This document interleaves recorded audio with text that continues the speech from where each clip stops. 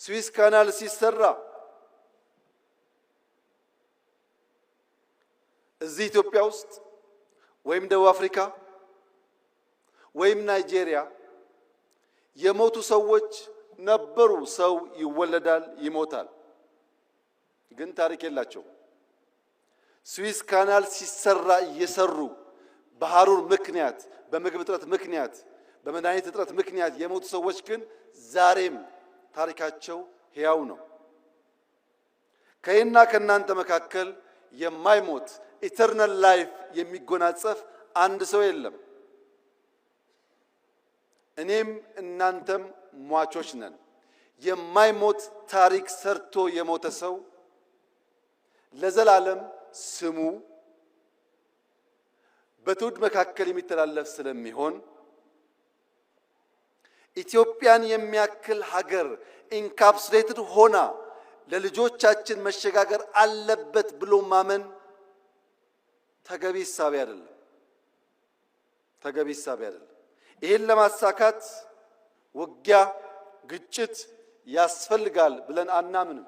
ለዚህም ነው ለ5 ዓመታት ስንለማመጥ የነበረው። አሁንም በሰላም በዓለም ሕግ መሰረት ኢትዮጵያን ከዘጋት በርና ድሃ ካስባላት መጠሪያዋ መገላገል አለባት ብለን ስለምናምን በየትኛው መድረክ ከኢትዮጵያ ጋር